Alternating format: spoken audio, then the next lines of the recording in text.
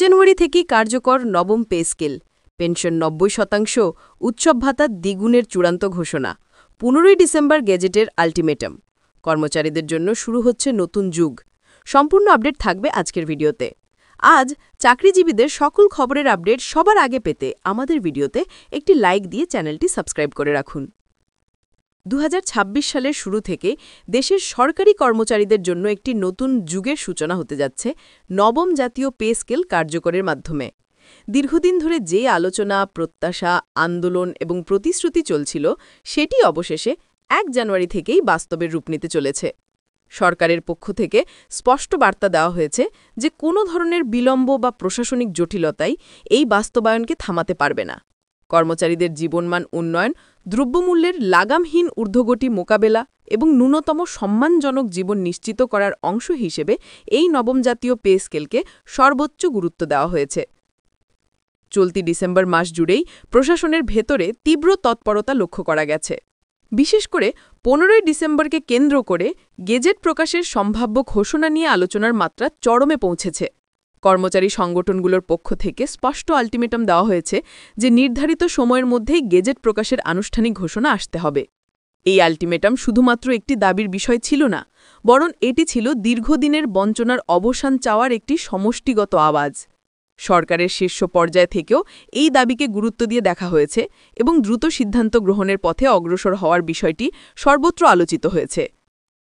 প্রধান উপদেষ্টার দিক নির্দেশনার ভিত্তিতে প্রশাসনিক কাঠামোর ভেতরে একাধিক বৈঠক অনুষ্ঠিত হয়েছে, যেখানে মূল আলোচ্য বিষয় ছিল ডিসেম্বরের মধ্যেই গেজেট প্রক্রিয়া সম্পন্ন করা এবং ১ জানুয়ারি থেকে নতুন পে স্কেল পূর্ণাঙ্গভাবে কার্যকর করা। যদিও নানা দফতরিক জটিলতা, আইনি যাচাই এবং অর্থনৈতিক সমন্বয়ের বিষয় সামনে এসেছে, তারপরেও সরকারের অবস্থান স্পষ্ট ছিল। ডিসেম্বরের মধ্যে গেজেট আনুষ্ঠানিকভাবে প্রকাশ না হলেও জানুয়ারির প্রথম দিন থেকেই নতুন হারে বেতন ও ভাতা কার্যকর হবে। এই সিদ্ধান্তটি মাঠ পর্যায়ের কর্মচারীদের মধ্যে নতুন করে আশার সঞ্চার করেছে। নবম জাতীয় পে স্কেলের সবচেয়ে গুরুত্বপূর্ণ অংশ হিসেবে বেসিক বেতনের কাঠামোতে বড় ধরনের পরিবর্তন আনা হয়েছে। দীর্ঘদিন ধরে চলমান পুরনো কাঠামোর পরিবর্তে নতুন গ্রেডিং সিস্টেমকে আরও বাস্তবসম্মত এবং জীবনযাত্রার ব্যয়ের সাথে সামঞ্জস্যপূর্ণ করা হয়েছে। এতে করে সর্বনিম্ন বেতন কাঠামো থেকে শুরু করে সর্বোচ্চ পদ পর্যন্ত সকল স্তরের কর্মচারীর মধ্যে একটি ভারসাম্যপূর্ণ নীতিমালা নিশ্চিত করা হয়েছে। এর ফলে সেবামুখী মনোভাব বাড়বে, কর্মক্ষেত্রে মনোবল শক্তিশালী হবে এবং সরকারি সেবার গুণগত মান আরও উন্নত হবে বলে মনে করা হচ্ছে। পেনশন ব্যবস্থার ক্ষেত্রে নবম জাতীয় পে স্কেলে একটি বড় ধরনের সংস্কার আনা হয়েছে।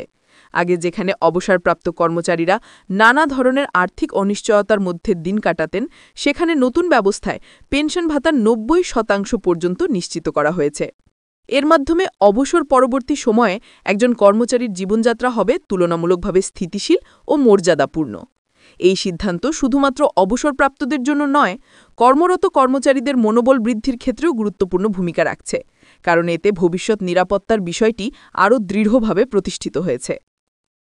নতুন পে স্কেলে উৎসব ভাতার ক্ষেত্রেও যুগান্তকারী পরিবর্তন আনা হয়েছে। দীর্ঘদিন ধরে যে উৎসব ভাতা সীমিত পরিসরে দেওয়া হতো, সেটিকে দ্বিগুণ করার সিদ্ধান্ত নেওয়া হয়েছে। এর ফলে ধর্মীয় এবং জাতীয় উৎসবের সময় কর্মচারীরা আর্থিকভাবে আরও স্বচ্ছন্দ বোধ করবেন এবং পরিবারের সাথে উৎসবের আনন্দ ভাগ করে নেওয়া সহজ হবে। এই পরিবর্তনের মাধ্যমে সরকারের পক্ষ থেকে কর্মচারীদের প্রতি সম্মান ও মূল্যায়নের একটি শক্ত বার্তা দেওয়া হয়েছে, যা সার্বিকভাবে প্রশাসনিক পরিবেশকে আরও ইতিবাচক করে তুলবে।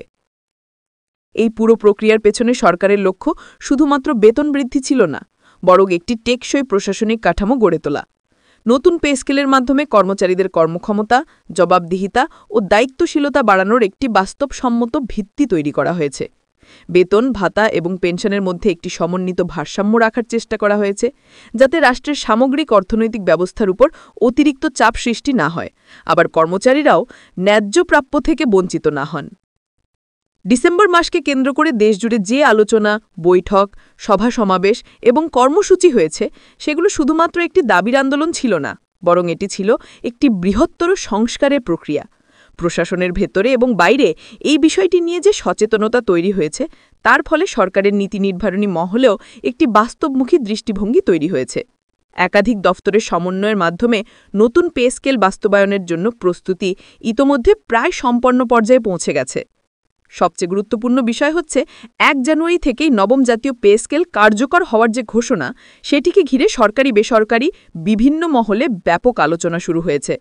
এটি শুধুমাত্র একটি আর্থিক সিদ্ধান্ত নয়, বরং এটি একটি সামাজিক ও প্রশাসনিক অগ্রগতির প্রতীক হিসেবে বিবেচিত হচ্ছে। দেশের লাখ লাখ সরকারি কর্মচারী এবং তাদের পরিবার এই সিদ্ধান্তের মাধ্যমে নতুন স্বপ্ন দেখছে, নতুন আশায় বুক বাঁধছে এবং নিজেদের ভবিষ্যৎ আরও নিরাপদ হবে বলে বিশ্বাস করছে। এই পরিবর্তনের ফলে কর্মচারীদের জীবনযাত্রার মান যেমন উন্নত হবে, তেমনি দেশের সার্বিক অর্থনীতিতেও একটি ইতিবাচক প্রভাব পড়বে বলে ধারণা করা হচ্ছে। কারণ কর্মচারীদের হাতে যখন অতিরিক্ত ক্রয় ক্ষমতা আসবে, তখন বাজারে ভোগ ব্যয় বৃদ্ধি পাবে, যা ব্যবসা বাণিজ্য এবং উৎপাদন খাতের জন্য নতুন সম্ভাবনার দুয়ার খুলে দেবে। এর মাধ্যমে একটি ভারসাম্যপূর্ণ অর্থনৈতিক চক্র তৈরি হবে, যা দেশের সামগ্রিক উন্নয়ন পরিকল্পনার সাথে সামঞ্জস্যপূর্ণ।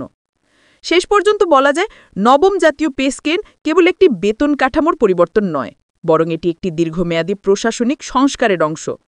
১৫ই ডিসেম্বরকে কেন্দ্র করে গেজেট ঘোষণার আলোচনা, কর্মচারীদের আলটিমেটাম এবং প্রধান উপদেষ্টার দিক নির্দেশনা এবং ১ জানুয়ারি থেকে কার্যকরের সিদ্ধান্ত, সব মিলিয়ে এটি একটি ঐতিহাসিক অধ্যায়ের দিকে এগিয়ে যাচ্ছে।